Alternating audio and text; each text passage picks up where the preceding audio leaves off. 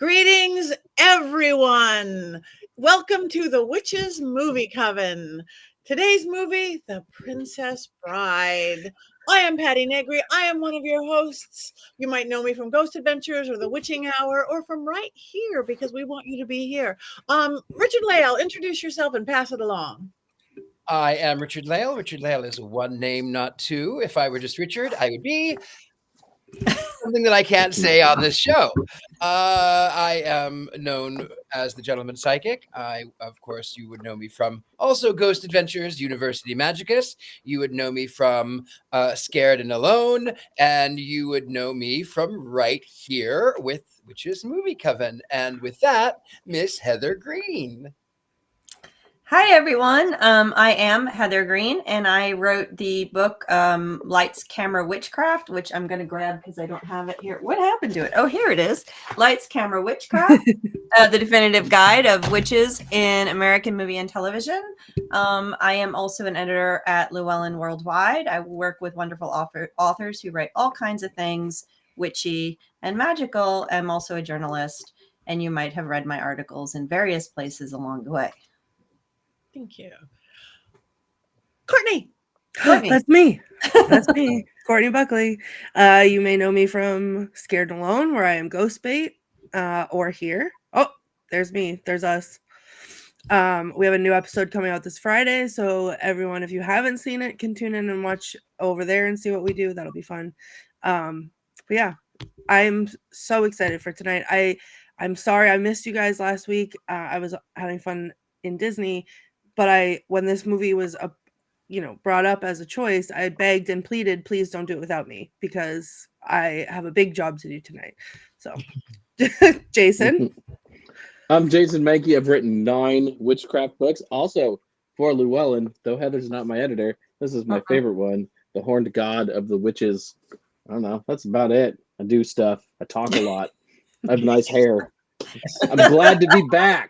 I missed everybody so much last week. It was really strange being gone. We missed you too, Jason. We missed you. We missed Courtney. This is our whole regular coven. I love our guests that come in. Chad, Laura, everybody who comes in is fabulous, but we're home. The coven's home. I must say that I have never seen this movie before, and I hear that I'm the only Inconceivable. You keep saying that word. I don't think it means what you think it means. I cannot even, Patti. I know. This passed by me. I don't know what I was doing in 87 or the next 20, 30 years after that. But I know what Deborah Blake says. What? Hi, Deb. Hi, Robert. Hi, everybody. You guys keep in that chat room. We love it. We want your thoughts. We want your agreements. We want your disagreements. But I didn't know that I was the only person on the planet who hadn't seen it. I obviously was in a cave that decade, but I have now watched it. So I've been de-virginized by The Princess Bride. And on that note, if anybody else hasn't seen it, which I hear everybody has seen it, but if not one person else was in a cave with me, Richard-Lael, do you have an unbiased synopsis of the entire film? I do have. So before I can tell you about that, I will tell you one little personal story.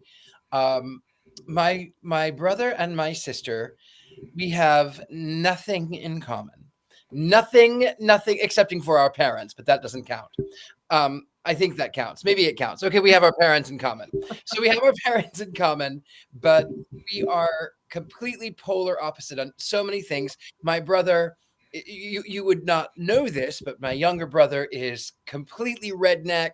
He wears his sleeveless shirts. He kind of looks a little bit like, oh goodness, what is his name?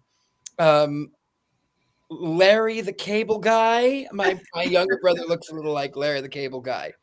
And my sister, she was a beauty queen back in the 80s. And both of them are blonde. Both of them have blue eyes. Both of them, they're very rural and very country, but that's who they are. And the only thing that held us together, it wasn't religion. It wasn't the fact that we had to sit in the back of the car together. None of that was, excepting for the fact that we would watch this movie, we would watch it together, and we would say all of those quotes, which I'm going to refrain from doing because that is Courtney's big job tonight. So, if you were hiding under a rock for the last 30 years with Patti Negri. Matthew, he was hiding too. Oh no, Matthew, you were hiding under that rock with Patti Negri? Hi, Matthew. Well, we forgive you because this is such a film that I'm not going to tell you my review, my positive or negative until the end, but I will tell you. So it's a lovely story about, it begins with a grandfather reading to his sick grandson. And as you get immersed into this story, you realize that it is a love story like none other. It's a story about a farm boy who is madly in love with the mistress, with a young lady who is, I don't know if she's the owner or the daughter of the owner, but she's on this farm. And he has a very special way of telling her that he loves her. And it was one day that she realizes when he said this certain phrase that he loved her and she loved him too. Unfortunately, he leaves to go out into the world so that he can make his fortune, so that he can come back and marry the woman that he is in love with. Unfortunately, he is captured by pirates. And these pirates, the dread pirate Roberts, is not known for releasing any of his prisoners ever. And so he has been lost. And in the interim, this young woman has been spied by the king, and he's Prince Humperdinck, and then he will be king. But he's spied by Prince Humperdinck and brought to the palace, and is thought that he is going to marry her, and she's going to be the people's princess, and then he is going to murder her. And that way, then he'll blame another country, and it'll cause war, and then he'll be king, and he'll have all of the riches. However, while she is preparing to get married, the dread pirate Roberts shows up and is unmasked because it is her lover. And then, of course, she's kidnapped, and he pursues them. There's Andre the Giant and Iñigo Montoya and the other fellow, which is inconceivable that I can't remember his name. But they end up by being pursued by this man in black. And it turns out that he overtakes all of them, and he captures the princess, and she realizes too late that this dread pirate, is not in fact dread pirate, but her lover, Westley. And so they end up by going through the fire swamp, because the prince is on his way. They go through the fire swamp where there are giant rodents. Speedwagons. ROUSs. Speedwagons. Of unusual size. And then, unfortunately, the prince captures them as they flee to safety, and they say they're not going to murder him. They're going to put him back on his ship, but they do murder him. They torture him first, and then they murder him. And then his friends that he had vanquished, they actually come back into the story, and they go to this magician who brings him back to life, because he's not dead, he's only mostly dead, and there's a difference. And so with this, they storm the castle like January 6th. They storm the castle, and then unfortunately Westley is not all the way back to his full body yet. He's not back. And then at the end, he humiliates the prince. He gets the princess, and there's a lot of kissing, and it's really gross. The end. They lived happily ever after. Thank you. So for the other one person in the world, Matthew, besides myself, who hasn't seen it, you know what it is. Now, Heather, we go to another explanation. Is this movie is it in your book? Is there enough witchcraft for it to be? It was mentioned only in some context, but it isn't enough for it to be featured. But it is it a witchcraft film? Tangentially, possibly, because we have a little bit of necromancy going on with, Miracle Max and, Mostly Dead and Almost Dead and all I'm that not a stuff. witch, I'm your wife. Yeah. Mhm. Liar! Sorry, it's going to be very hard for me not to quote. Because Guys, listen. I have so many of them. Go ahead and quote away because I'll still have enough. Because I have the whole movie written down. I have a trouble keep controlling myself watching this movie with talking at the same time. But that's not my job right at the moment. Is to give you some context. 1987, going back to the 80s, slightly before Hollywood started to tackle the satanic panic stuff. So we're not really seeing that here. What this movie reflects as far as witchcraft films is what's going on earlier in the 80s, which was this real interest in sword and sorcery films. So most witches and witchcraft and magic in the 80s predominantly was in these sword and sorcery films, high fantasy films. You have a string of them starting in the early 80s, and I have a little bit of a list, and it's going to bring everybody back because you're going to go, yeah, I watched this movie. There was Dragon Slayer. There was Troll. There was Dark Crystal, which we did. There was Beastmaster. Oh my goodness, I saw that movie a million times. Conan the Barbarian, Lady Hawk was 1985, Legend 1985, Black Cauldron, I already said that, Excalibur, of course, the British film. Last Starfighter was a version of this type of film, although not expressly the same. These are all these high fantasy films that really capture that really delve into fantasy and fairy tale and sort of started. I would even argue that Star Wars really started this trend a little bit earlier, even though that's really sci-fi. But this high fantasy, what happens is the magic and the magician and the witch is usually a secondary character as part of the universe rather than a central character, which is what you find mostly in witchcraft films or in witchy films that I will center. So in, Conan the Barbarian, there's a witch and a magician. The witch is evil. The magician is a comedy. You have these secondary characters, and they could be magicians, wizards, or witches. Here we have, they don't really call each other witches. Although, yes, he calls his wife a witch. I'm not a witch. I'm your wife. But they do magic, and they are the magical characters of this film. But that's pretty much it. So this is what this film is done. So a little bit outside of context, I just need to bring up a few other things. The cast is out of control. You've got lots of phenomenal people. Christopher Guest, if you haven't seen some of his films, some of the funniest films, absolutely Best in Show. Thank you. I'm like, what? The films are going through my head and I can't think of their titles. Ton of stuff. Spinal Tap. You have Rob Reiner as the director. You have Billy Crystal. I actually wrote the names down because I knew I would go blank. You could just go on and on with the talent.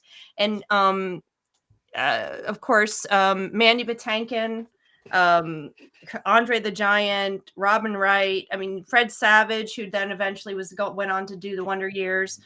Just one after the other we could be listing. So you had a really great cast. A lot of these stars and these people were at their prime in the 80s. They were known.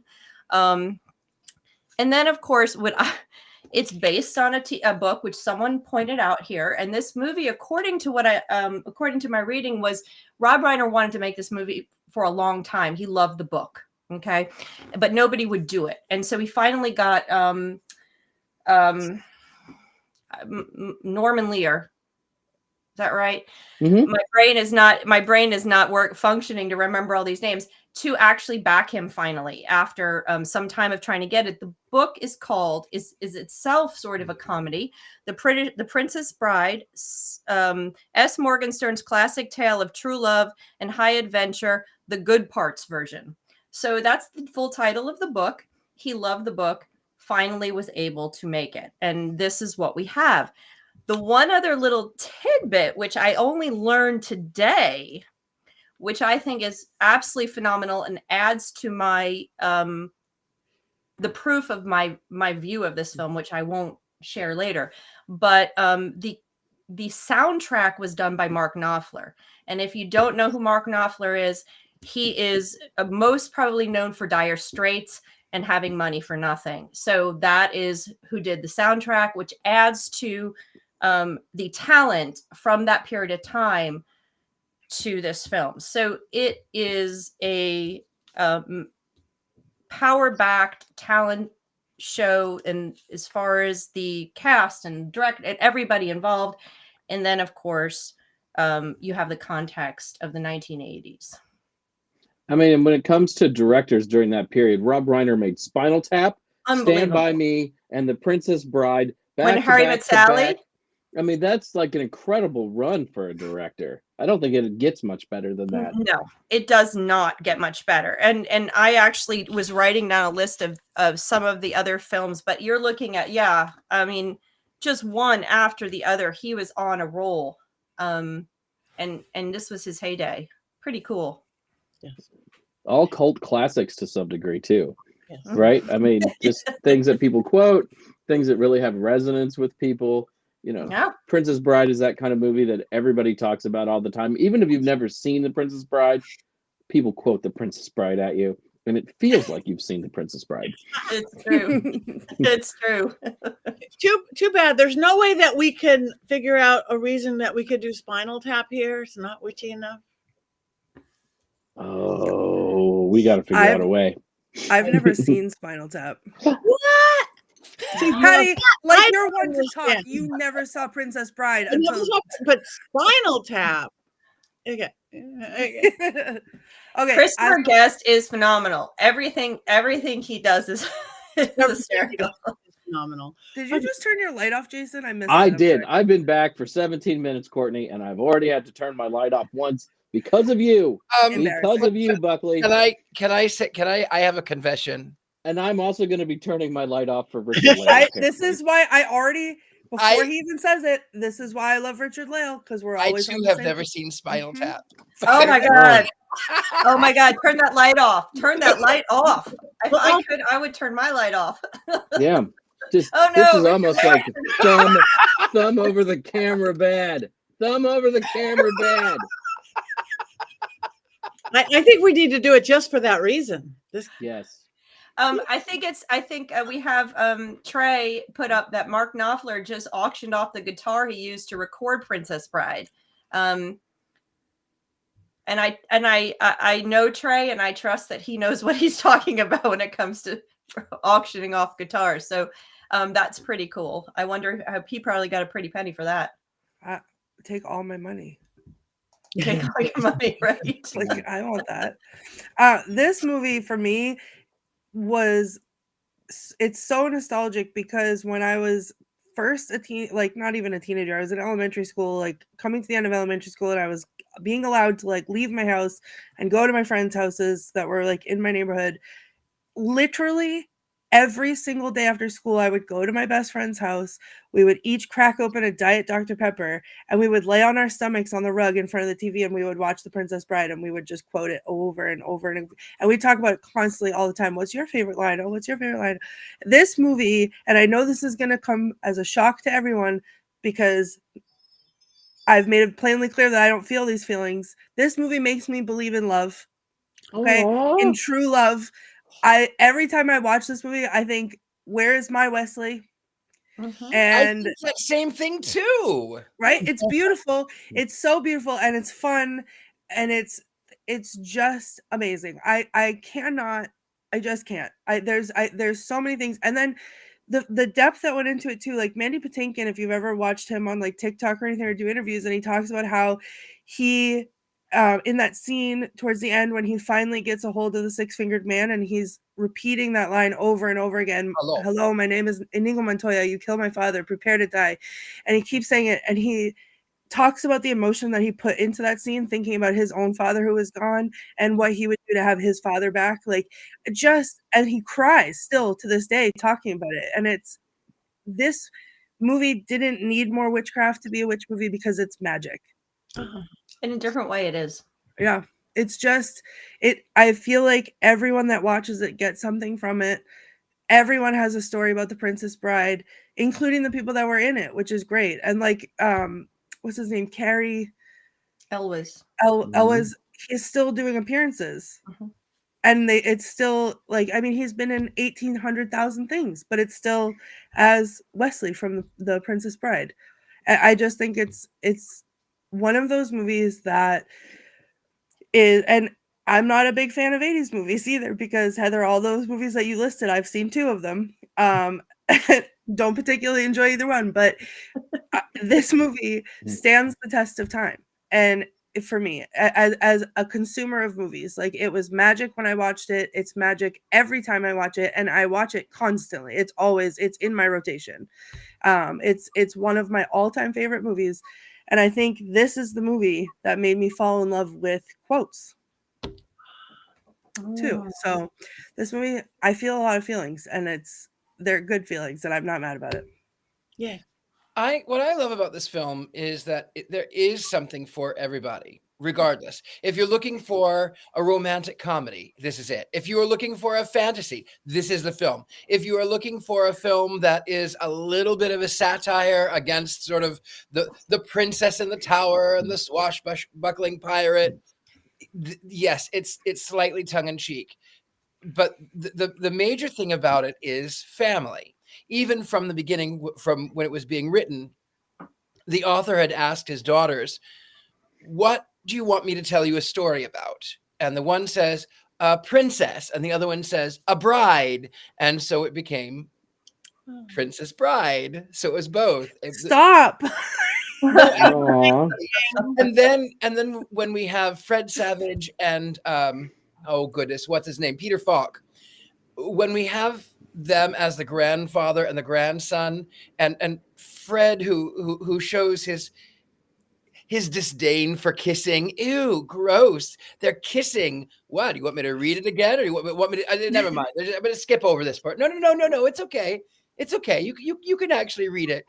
I mean, the whole way through, the manner of storytelling it's so beautiful. And it has even inspired other films. Someone mentioned Shrek earlier. It's very much like Shrek, excepting better. It's a little like, oh goodness, there was a. Now I'm drawing a blank too. I can't remember. There was another film that directly. Oh, Deadpool 2. That's it. Reenacted in Deadpool 2. That's the one. My only, going back to Grandpa, starting out of the film, who did his makeup though? I don't get that. I think Grandpa Peter Falk he didn't have. I mean, I get the stylization of everybody and the beautiful young people and the really old Billy Crystals and everything, but it was too early. My only complaint about the film, Grandpa, Columbo, whatever he was his bad makeup. I don't know. I have something I forgot to say also about Grandpa, relating kind of to Grandpa. The movie not only is magical, but is also, to me, like a love letter.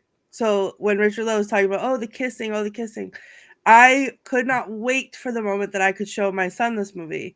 And he was little, but he loved it, except the kissing part. And so whenever he wanted to watch it again, I would say, what do you want to watch? And he'd say the Smoochie movie. That was the Smoochie movie. But like, it makes me emotional because someone said it. I'm sorry, I forgot who said it, but there was the thing that Richard-Lael in your synopsis, the thing that Westley says that means I love you, when he says as you wish. And at one point, as much of a fight as the kid puts up about the Kissy book, and he says, Grandpa, will you come over and read it to me tomorrow? And the grandpa says, as you wish. And it was like, oh my God, so good. Bad makeup and all. Yes, he can look like a crumb from the bottom of the toaster and be adorable. The funny thing about Peter Falk, though, is for whatever weird reason, I guess YouTube thought that I needed some old crazy movies, and there was Murder by Death, and he plays a pseudo. It's actually Jim Diamond. It's based off of an old radio show from the 50s.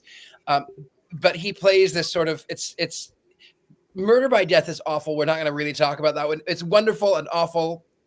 And then there is The Cheap Detective, where Peter Falk comes back in the same trench coat and the same kind of hat, and then a few years later he plays Lieutenant Columbo. So no matter who he is, no matter what film he's been in, Peter Falk will always be Lieutenant Columbo. One more thing. I don't have one more thing, as you wish. Yeah, no, I used to run a murder mystery company, and we had the very best Columbo impersonator ever. His name is Joseph Pilato. Rest in peace, Joseph Pilato. And he did one of those. He was in some of those cult, whatever, it doesn't matter. But he did. We got to do a Columbo for Columbo. They were there, wrinkled trench coat to wrinkled trench coat, cigar to cigar, doing each other back and forth. It was amazing. It was, and so that was one of Joseph's highlights, to get to do that for Peter Falk, and he approved and loved it. So again, so I'm sorry I said that his makeup bothered me in the film, but that's right. What the fuck is wrong with you? I don't know. Too early in the movie? I don't know. I'm with you. I don't think the makeup was very good. To me, he looked like the Yoda character from Spaceballs. I mean, that's really what he kind of looked like. They could have done better there. I guess they were trying to disguise Peter Falk. They didn't. Right? They didn't. They didn't. No.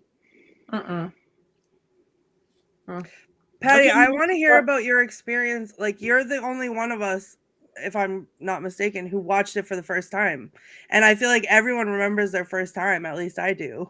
Okay. So I want to hear about your first time. Okay, my first time last night. And I watched it on my laptop, not my phone, at 2 a.m. I watched it in a decent hour. It was just delightful. Again, when it first started, it takes me about 5 minutes to get into almost any movie. I'm outside of it before I go in. And then when I'm in, I am in. I'm not even a good critic. Like I always say all the time, it's like, I can't critic, I'm in it.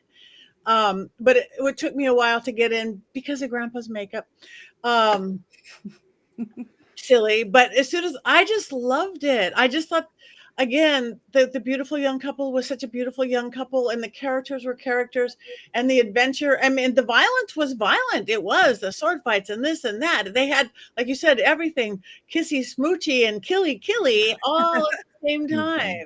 Kissy. So I just fell into it. Once we got into the story, I can't even say this moment here and this moment here. Of course, the inconceivables and all that. I just laughed and cried the entire movie. That's it. And it made me believe in love, made me want to do all those things. I cheered, I rooted, I cried. It's like, oh, watch out. Can you make it? Can you make it? Those things very often. And it was fun. So, Courtney, I have a confession to make to you. I avoided this movie for a very long time in my life because people were always like, this is the greatest movie ever made.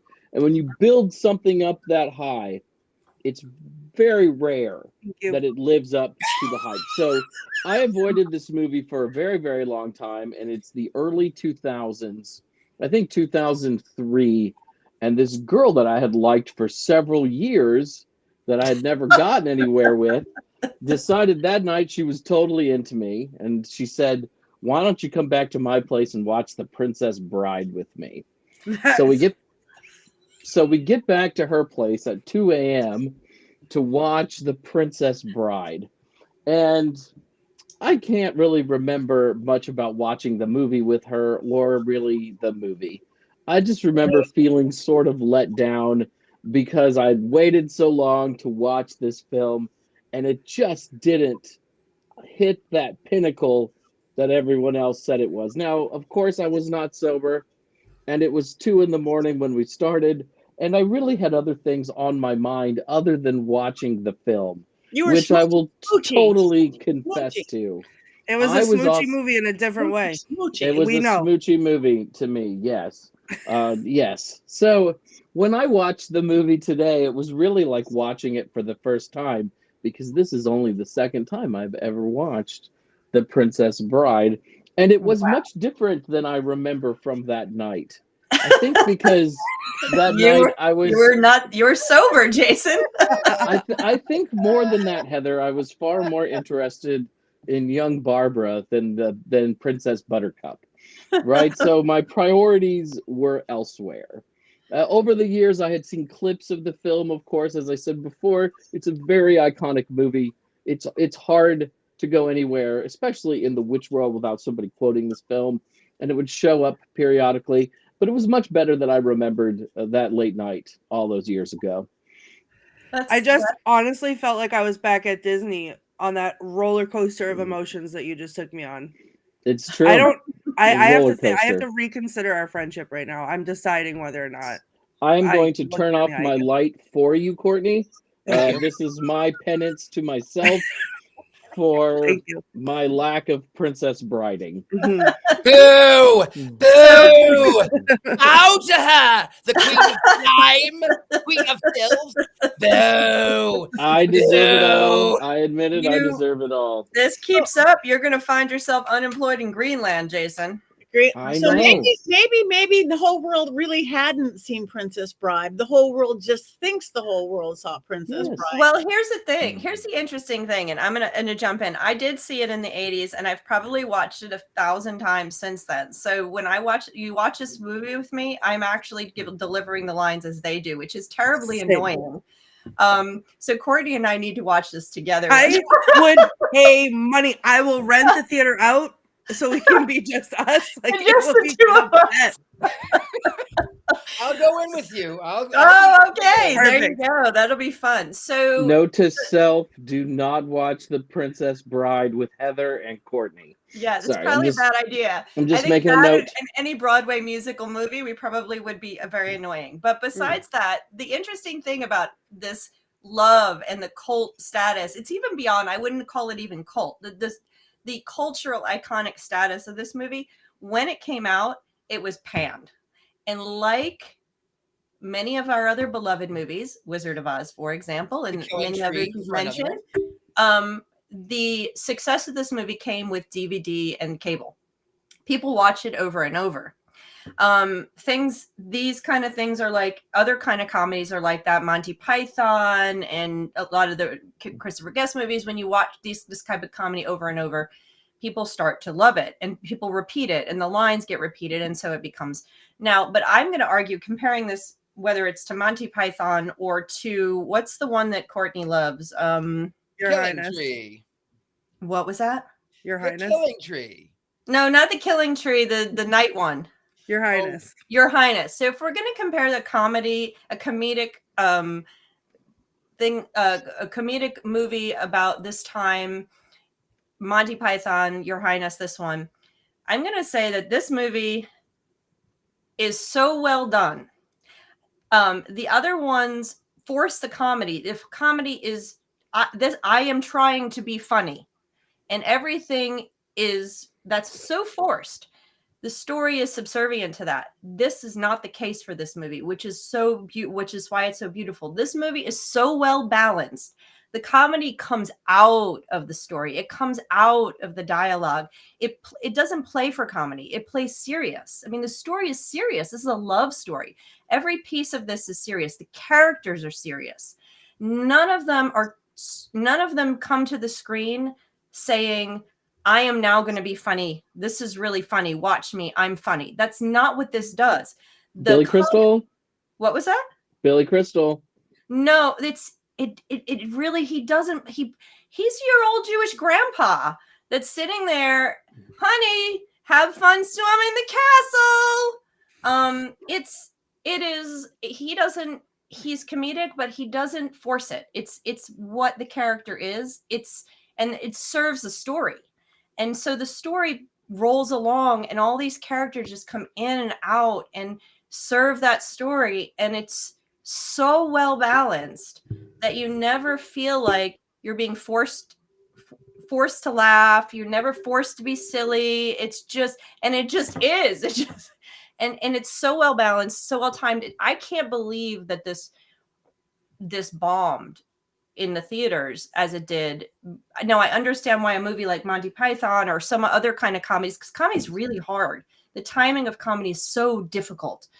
This one is so beautiful. It manages to be serious. It manages to be beautiful. It manages to be a good story and funny. anything. I mean, funny as all get out. I mean, I can't stop laughing the whole time. And I'm like, you just want to love it. You want to give the movie a hug when it's done. And everybody wants their Westley. I found mine, but that's okay. As the one person in this coven who likes Your Highness, I can say you cannot even compare the two because Your Highness is stupid on purpose. But this movie is like a movie of heart in all the ways. And it literally my heart just opens up every time I watch it and I take it all in. And then it's like you said, like I literally sit there at the end like a giddy little schoolgirl kicking my feet and hugging my blankie and being like, oh, this is so great. Every time I know exactly what's gonna happen. I know the script backwards and forwards, but it's still every time I laugh, every time at the same parts. I cry every time. I fall in love with it all over again. And it really there's just no comparing it. I don't think there's comparing it. It doesn't compare to any other movie that I enjoy or have seen. A good comedy, a good comedy can be, there's other good comedies that do this, but it's very hard. It's harder than making a drama. It's harder. Comedy is very tough. And to make a comedy that's this universally loved, it doesn't, I mean, it's just, they hit it so perfectly. They just did. And it's Rob Reiner. This is one of the best movies that has come out of Hollywood, in my opinion. I mean, just as far as filmmaking and storytelling, cinematic storytelling, it isn't perfect makeup. There also was a lot of weird cuts during the Dread Pirate Roberts when he attacks the castle, which is nothing like J6 Richard-Lael, but that's another comment. Anyway, when he rolls up, there's some weird cuts that were bothering me. It's not perfect, but this movie's going to stand the test of time. It is probably one of the best comedic movies to come out of Hollywood, just all around, in my opinion. I will die on that hill. It wasn't shot on a soundstage like Wizard of Oz, but while I was watching it, it reminds me a lot of the Wizard of Oz. Just the way some of the shots are set up, how it looks, because it has a very timeless look. I don't think you look at it and go, oh, this is 1987. There's just something a little bit different and outside of everything else, which is how I always perceived the Wizard of Oz too. And I will say it gets better with repeated viewings because my second was so much better than my first. Your first doesn't count. It doesn't count, Jason. That night does not count. That night definitely counted, Courtney. It counted for something. It did not count for Princess Bride. It didn't count for Princess Bride viewing. Yes. No. As much as I love the film, there was always one scene that always kind of scared me a little bit, and that was with Andre the Giant in the wheelbarrow and the what do they call it, a Holocaust cloak, and there will be no survivors. And they're burning him. They're burning him. I worried about that. I worried about him. Yes. Also, just shout out to Andre the Giant, who's so good in this movie. He has like such personality and like that whole love and that heart that people keep talking about in this film. Like he really, you could see it in him, right? As somebody who grew up watching wrestling during that period of time, I mean, I love Andre the Giant, but it's so nice to see this other side of him when he's not trying to strangle Hulk Hogan the whole time. So it was really great. I think he steals every scene he's in. I mean, just way to go, Andre. My favorite always as a kid watching it was at the end when Buttercup jumps out the window and he catches her. Hello, and she just looks like a little doll, and he has the horses with him, and it's just so cute. Like I just love him so much. How did the other two guys get down? They never show them jumping out of the castle getting caught by Andre. They're just all of a sudden on a horse. That's witchcraft. Miracle Max at it again. Apparently, Billy Crystal ad-libbed a ton of those lines, and I read in one Variety article when Rob Reiner was talking about it is that they I think it was Mandy Patinkin. They couldn't stop laughing at Billy Crystal. They had to do the scene so many times because he just kept ad-libbing. Like the whole thing where he says, it's his favorite thing, except for what is it, a pastrami sandwich? I can't remember how the line goes, except for that with a little hot and a very that was a total mutton sandwich. That was total ad lib on Billy Crystal's part. So you rewatch it and just watch it knowing he's ad libbing a good portion of those lines, and they were just having trouble shooting it because they were laughing so hard. But yeah, this was shot in England. It looks like it too. It does. Yeah, it was. It must have been a big budget for the day, right? Just because of who was in it. I don't know what the budget was. $15 million. $15 million for the moment. What was it? No, it's not completely gigantic. Apparently, a number of people were trying to make this book into a movie, and just were not. They wouldn't do it. They kept dropping it. Even I read one article that said they even had Truffaut coming out, pulling Truffaut to try to get him involved in trying to make the movie. I can't even imagine. I am so glad Robert Reiner did it. He did a brilliant job, and I'm going to keep saying that. Can we just look in what's happening in the comments right now? Heather, you brought up the scene with the sandwich. We are quoting in sequence with different people. The whole scene's being quoted. Liar. Mutton with a tomato sandwich when the tomatoes are nice and ripe and the mutton is nice and lean. Look at this. This is what this movie does. I love it. It is what it does. It's a great movie. I'm going to watch it again. I'm probably going to watch it again and I'll watch it again next week probably after talking about it. I watch it every couple months. I watch this one over and over more than any Monty Python, and I quote that one randomly. But this one, no. See, there goes Jason. Sorry, Monty Python's fun, but the movies are not perfect, wonderful movies as a whole. This is a wonderful movie. It's right up there with some of my other favorite comedies, like A Philadelphia Story, and Bringing Up Baby, and just The Thin Man, and all the old ones I love. This is just perfect filmmaking. Thank you, better Rob. than I Married a Witch. It's different. It's different.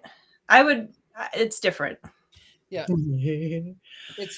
It's completely different. All right. Well, we have talked about it. Every week I don't remember if we get Jason's minute or we vote first. Quotes. We need more quotes. Oh no! Quotes. What am I, invisible? Oh wait, did my invisibility cloak work? I'm hacked. I have no brain power, Courtney. It's amazing. I'm not dribbling on camera. Buckley delete us? What happened? I'm going back to dribbling on camera because I have no brain power. So quotes. We saved you a lot of time for quotes. Well, good, because I'm gonna need it because the whole movie was a quote. I think I will start with. Obviously, we've talked about a lot of them. I think the most iconic to me always was the "Hello, my name is Iñigo." I say it daily. "Hello, my name is Iñigo Montoya. You killed my father. Prepare to die." Anytime someone says hello to me instead of like hi or hey or what's up or anything, they say hello in my brain immediately. "Hello, my name is Iñigo Montoya. You killed my father. Prepare to die." You keep saying that. Why do you keep saying that? And then inconceivable. You keep using that word. I don't think it means what you think it means. And so that's a line I also incorporate into my daily life. You keep saying that. I don't think it means what you think it means.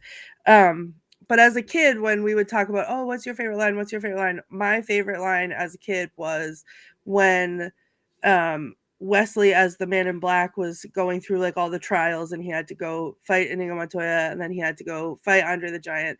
And I forget what he said to start it off, but they're talking about like fighting man to man or whatever with Andre the Giant. And he says, "You mean you put down your rock and I put down my sword and we try to kill each other like civilized people?"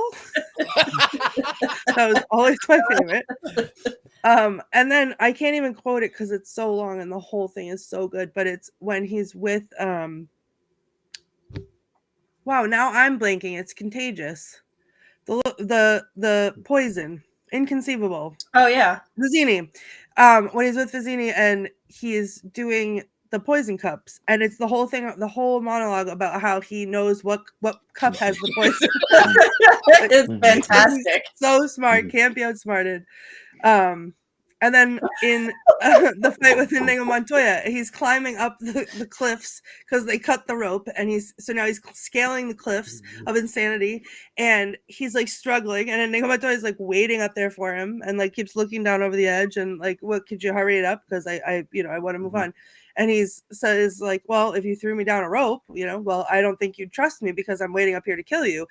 And it's just so honest, like it's just so real, and it's so funny, and they're so cordial to each other.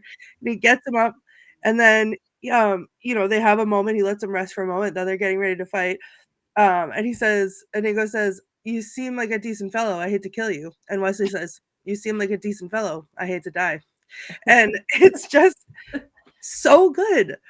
And then when he finally catches up to Buttercup, and they're standing on the top of the hill, and she's saying, "My Westley will come for me," or whatever, and then she pushes him down the hill, and he says, as he's rolling, "As you wish," and then Buttercup says, "Oh no, what have I done?" and then throws herself down the hill, and the whole time she's rolling, she's going, "Oomph, oomph, oomph."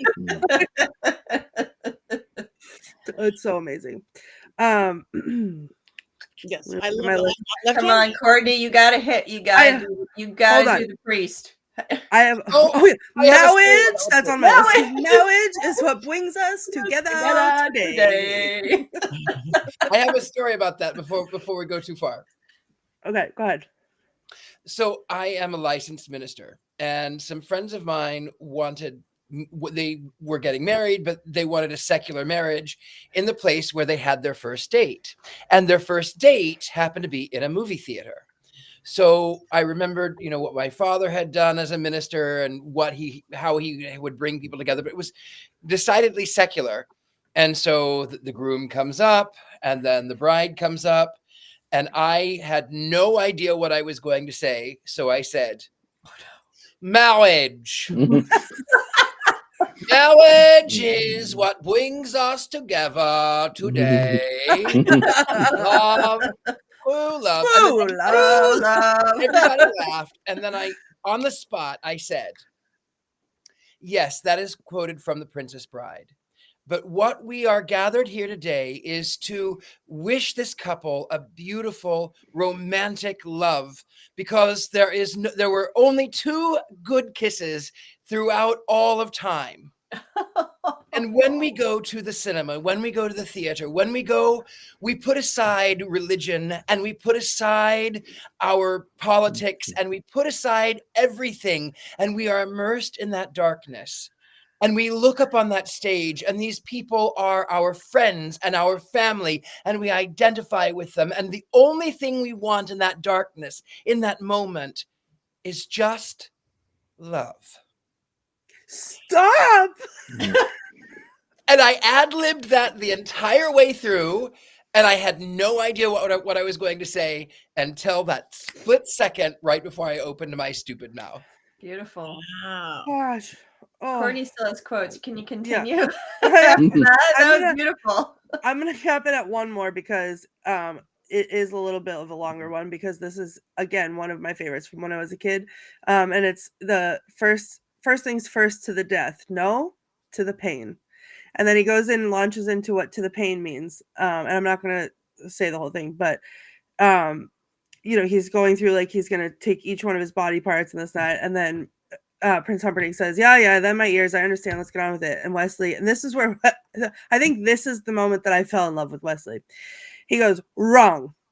Your ears you keep, and I'll tell you why. So that every shriek of every child at seeing your hideousness will be yours to cherish. Every babe that weeps at your approach, every woman who cries out, 'Dear God, what is that thing?' will echo in your perfect ears. That is what to the pain means. It means I leave you in anguish, wallowing in freakish misery forever."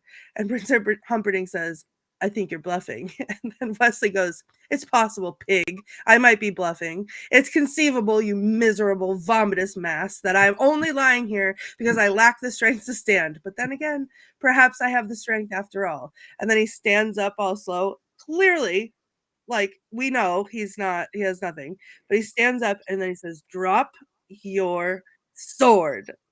And then Prince Humperdinck the sword. And I was like, Wesley!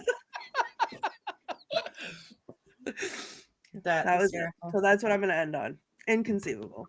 Inconceivable. Conceivable. All right. Jason? You want me to go ahead and do this? Okay. I hope that nobody kills me for this because I'm a little nervous now because everyone loves this movie so much that to make fun of it, everyone could be turning their lights off by the time I'm done. So here we go. Hello, my name is Jason Mankey. You are watching this live stream. Prepare to laugh or possibly to hate me. I don't want to be insulting, but how dumb is Princess Buttercup? The moment she lays eyes on the man in black, aka the Dread Pirate Roberts, she should have realized it was Westley. I mean, come on. It's not like he was wearing a full-on Batman mask or something. His mask covered the top of his face, and that's it. And Westley didn't even bother modifying his voice either. At least Superman puffs out his chest and talks in a deeper voice than Clark Kent. Westley just thinks dressing as Zorro will fix all of his problems. And Westley, let's take him down a peg, shall we? He finds the love of his life but has to seek his fortune overseas to marry her? Really? What the hell? What happened to that for richer or for poorer crap people say at weddings? And then when he does come back, he's all mean to her for moving on with her life? What was Buttercup supposed to do? Just waste her days pining away for Westley? Oh, Westley, I'm just 19 years old, but I shall spend my days forever crying over you because I believe you to be dead. I have decades of life ahead of me, but I shall only mourn you for the rest of my days. Come on. I understand the sadness, but what a jerk to expect Buttercup to completely put her life on hold. And bad information in fairy tale times certainly ran rampant. It's not like she could text Westley to see if he was still alive or something. And hobnobbing with an infamous pirate seems like a pretty good way to make sure everyone around you thinks you are dead. We are a witchcraft show, so we have to talk about witchcraft. And the biggest piece of witchcraft in this movie that nobody talks about is just how fast Grandpa reads to his grandson. The novel is over 400 pages, and Grandpa just tears through that sucker in 90 minutes, all while Fred Savage constantly interrupts him. What an annoying little brat. Just shut your trap and enjoy your wonder years, kid. It should have taken Grandpa at least 3 hours to read that book. And that grandson doesn't look sick to me at all. Hey, Mom, I think your kid is faking it to avoid a test at school. And I know right now some of you are mad at me for this movie minute. How dare Jason make fun of The Princess Bride? And I get it. The Princess Bride is absolutely iconic, and everyone in it gives once-in-a-lifetime performances. It's fun, but there's not a ton of depth to it, but maybe that's why most of us like it so much. Not a ton of depth. Let me Think light up. about To how... the pain. Have a zero modesty, Black Phillip butt, Jason. I mean, the grandson doesn't even have a name. His name's just Unemployed in grandson. Greenland.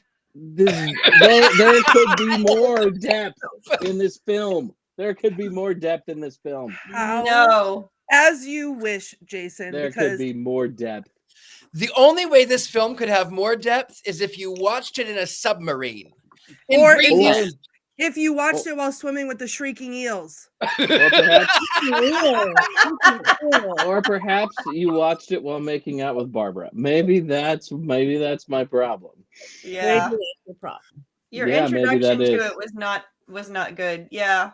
Yeah. Anyway, I'm gonna bring. Can we just the comment from Megan Sherman? Jason certainly made a choice today. Yes, he did, because as we know, I like to do a little hexing, and now there's one brewing with Jason's name on it. Yeah. Jason's leaving. He left. Oh no, he's right there. Okay. Better get a few of those, because I'm about to do some butthole magic. I hope you ain't sitting on your toilet. Stay away from me, Buckley. Stay away. Stay away. You guys need to take your tags off your buttholes. My tag is the butthole. All right. That's the only You all modesty need to he take has. your tags off your butthole. Okay, now, before we run out of time, we do have to vote on this. Now, don't take into consideration, or do take into consideration, the Mankey synopsis and everybody's synopsis. We want your opinions, everybody. Wands up or wands down? Blades up or blades? My wand is so high, it's Richard-Lael's wand.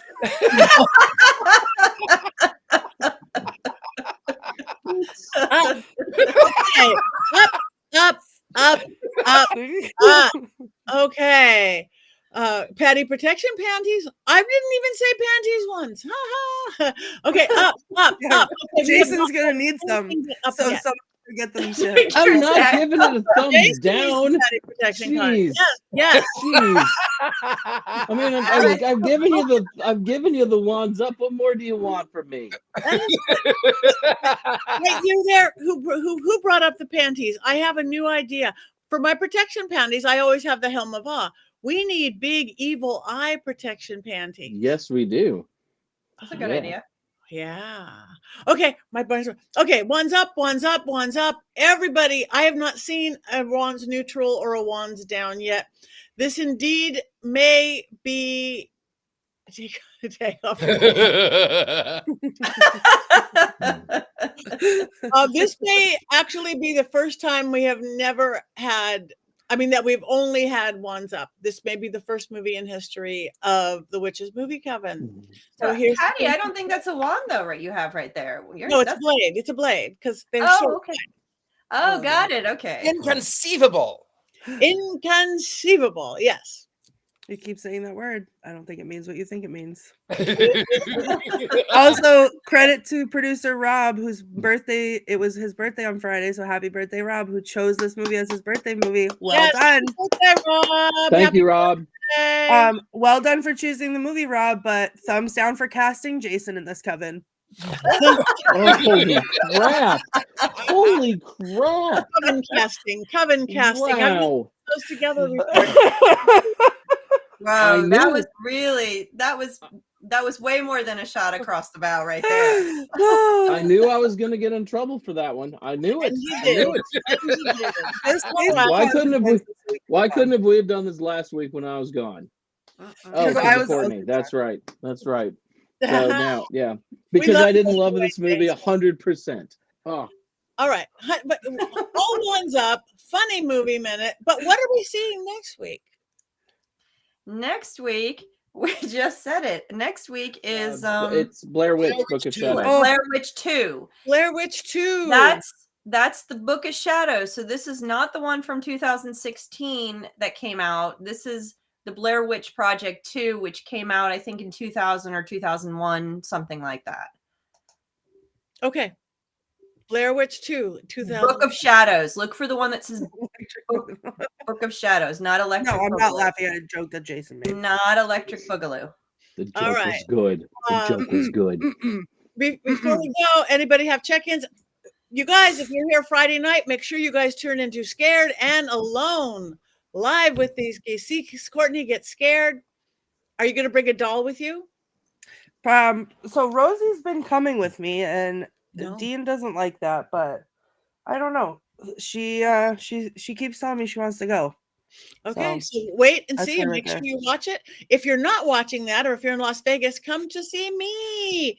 I'm doing 2 seances, workshops, spellcasting, practical magic, storytelling, and a ghost hunt, all between Friday and Sunday at the Halloween Emporium in Las Vegas, Nevada. So come see me there. And anybody else, what do you got coming up real quick? I'm going to jump in, and we got 2 more days to apply to present at Mystic South and to take advantage of the lower tickets, the lower cost tickets. They change on March 1st, so jump in there right now. Mystic South, that's in July in Atlanta, and both Jason and I believe, are going to be at Pagenicon in a couple weeks in Minnesota. That's going to be a really fun time. Lots of our witchy and magical people there doing stuff. I'll be presenting 3 presentations. Not my doll one. That's coming in Atlanta, but I'm doing 3 presentations there. So come out and join us. Right? You're going to be there, Jason. 2 workshops, 1 ritual, 2 panels. I'm going to be really tired. Nice. Come join us. Yeah. There's it. I'm on the road a lot. We're out of time. Let's go. So stop getting me on there. I'm not even allowed to talk anymore because Courtney hates me now. As soon as the hex is over, we can be friends again. But until then, if you All could right. send me some of that hair, I'd appreciate it. You have your hair is extra special tonight, Jason. It is. It is extra special. Mm. So, is there something we would do other than cackle for the Princess Bride? Nope, we'll cackle. You guys are afraid of everything else now. Okay. Yes. Here we go.